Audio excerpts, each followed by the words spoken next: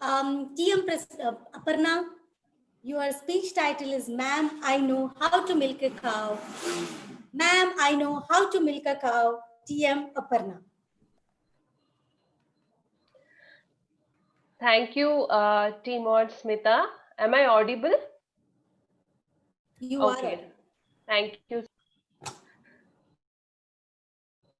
Yeah, it is purely coincidence that we have the wonderful theme, and my speech is actually a proper match to the theme.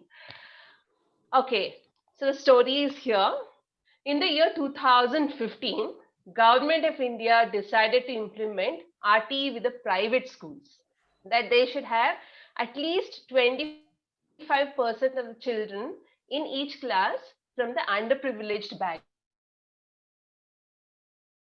RTE is a short form for Right of Children for Free and Compulsory Education.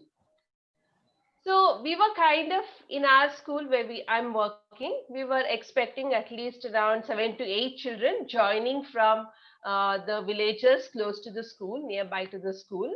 And there was a huge discussion that happened in our staff room in my school where I work as a teacher for grade 1 and 2 children. And we were been discussing about different teaching methodologies so we could incorporate so that we can benefit these children, the unlearning part, and the new strategies that we could use to help them. The unlearning is basically so that we can accommodate them. Otherwise, we will come with the mindset of our own where we have been teaching different set of children. And so we try to carry on with that with these children also. So the unlearning is also important there. But what happened? So we've been working on all that. So we were kind of, we felt we are prepared. And at the same year, in the month of June, when the school started its new academic year, and we've been waiting very eagerly to receive this first batch of scholarship children, we fondly called them. And we've been waiting. So the school started on the day one, and the first bell rang. We'll be the part of the class, and as it is a grade 1 children. So the children will be coming from UKG. So for them, the bigger school is a different thing. So they are also still settling. And the moment I get into the classroom, you can see the chaos. I think you should really visit, some of you, the day one, grade 1 children, the classroom, how it will be. So some of them are crying, and some children are so enthusiastic. They are so happy there. And some children have found their old friends from the UKG who've been studying in the same school. And there is this few children who have been sitting in the corner. They are not able to, speak so easily, and they are kind of lost because it's a huge school, and they do not know how to speak in English. They are still trying to understand. Okay, I get into the class and I saw all of them, and I gave one big smile of mine, which will never stop. I told them to settle down, and I begin my class. So when I started the class, I could see many children. I took the attendance, of course, and I see this one child which is missing in the list.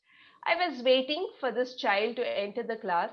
I was wondering if this child enters a few minutes later, it will be kind of overwhelming to see 30 children sitting in the class, and already she's late for the first class.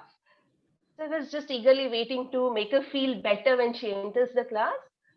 I didn't see her. So I begin with my class. Slowly, a few minutes later, I hear this knock at the door. And I see this. I open the door and I see this nice girl with properly oiled hair, two plaits folded and tied up with one orange flower. She just enters the class. I told her good morning and I make her sit. Uh, I told her to find her place. She obviously ran inside. I mean, she just walked inside the class. She couldn't find the place because she couldn't read her name. These are the children who come to the class, whom we call as scholarship children. They're the first generation learners because they are the children who will be joining to the school for grade 1 level and no formal education background for them before, even for their parents as well as their grandparents. So we call them first generation learners who will be coming with a bare minimum learning ability, plus not the learning ability, understanding ability, plus uh, they will not have this alphabets, knowledge of alphabets in them, because they wouldn't have studied at all. So what happened after this? Um, I just there was huge amount of chaos that was going on in the class. Just to ease them out, I started like, who drank milk today? And so most of the children just raised their hand. I said like, wow, that's really nice. So how about if I ask you, where do the milk come from? And this girl, I mean, almost some of the children told that the milk comes from shop. My father goes and brings it. We get it from the van. My mother actually brings the milk to my room in the morning. Then before I really reframed the question, who gives the milk? I see this tiny hand coming up in the air, and she says that in Kannada, she says, "Ma'am, nan hal kariyat barate," which translates to, "Ma'am, I know how to milk a cow."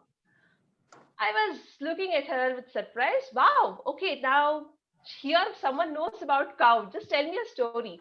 She was all excited. She stood up and she was so confidently, she told that how her, she had a cow, Saru, and her bonding with the cow, and how Saru gave birth to a calf, and people started milking, and eventually she also learned how to milk a cow. At this moment, the entire class was mesmerized and they were all just looking at her. She had caught the attention of the entire class. And I was also indeed was quite happy. So these children receive the formal education coming to the school, but they already come with a rich practical knowledge. And this is where some of our day scholars and other children who lack, although they start their school much earlier in LKG level. And it is all about they may not find the connect to the environment. It's just all lies in us as parents, as adults. It's very important that we take them out and give them that exposure, maybe a little walk or a hike, a gaze in the sky during the night walk, just to find those stars. And field trips, which is not necessarily for the schools, it can also be done by us, take for a long drive and things like that. They will be actually looking in this small screen right now, and I'm not sure how much they are able to connect to us, but it is very important they do connect to the environment. And as Toastmaster Abhijit said, it is very important for us to keep that glass clean, so that they grow up to be different individuals. And as you as an adult, you're the one, if you take them through this, you're the one who will be able to explain what do you mean by an experiential learning. So that is my story and a speech today. Thank you so much. Thank you, TM Aparna.